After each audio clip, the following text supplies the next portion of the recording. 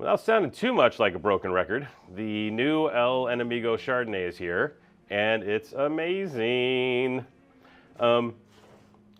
Consistently, the greatest Chardonnay on the planet under 30 bucks, no problem. I think it's pretty safe to say that. I'm not going out on a limb here. The track record is unimpeachable.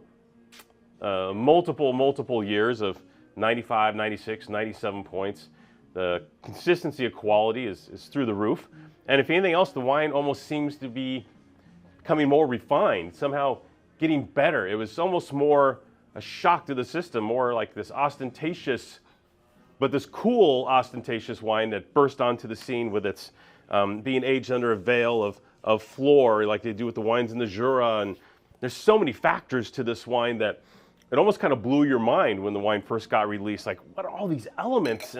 And now the wine is just becoming more streamlined, more happy in its own skin, like more comfortable and just as delicious. And the numbers are just as mind-boggling. Excuse me. It's hard staring at this and not drinking it. You're still dealing with single vineyard Chardonnay, high elevation in the Waltagerie area of Mendoza, one of the top growing areas in Mendoza. 4,800 foot elevation, these vineyards, ridiculous. The numbers they get from these soils, these super rocky / calcareous type soils at super high elevation, the numbers, the technical numbers are mind-boggling. I was looking at the tech sheet, I was like, really? Because it doesn't taste this way. This wine has an alcohol of 13%, a pH of 3.04. 3.04, that is like New Zealand Sauvignon Blanc pH level. That means this wine has ripping acidity, but you don't feel it because the balance and symmetry in the wine is remarkable. 35% new oak here. You don't feel it.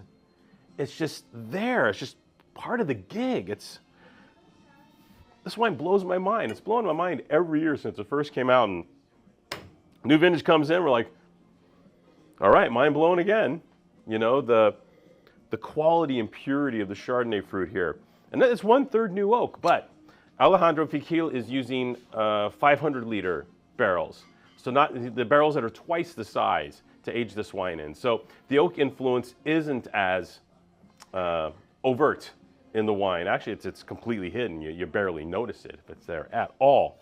But what it does do is it creates some of that textural feel that takes you away from thinking that this wine has such rip and acidity. Again, you don't even know it. And the whole point of a great bottle of Chardonnay is you're not supposed to feel any one thing in the wine. You're supposed to just have this complete drinking experience. And why the critics are always blown away by El Enemigos is that Adriana Catena and Alejandro Fiquil, they do this. They grow these grapes and make this wine to give you this seamless yet super cool experience, because everything about the wine on paper says it shouldn't be seamless. 35% new oak, incredibly high acid, crazy rocky soils, super duper elevation. All these things would say to me that something's going to stick out. But no, all of these crazy elements combine to create a perfectly seamless wine. It's really something.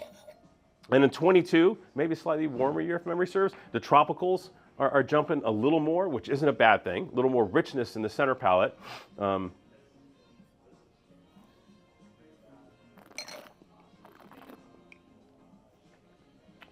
Super seamless, real front to back.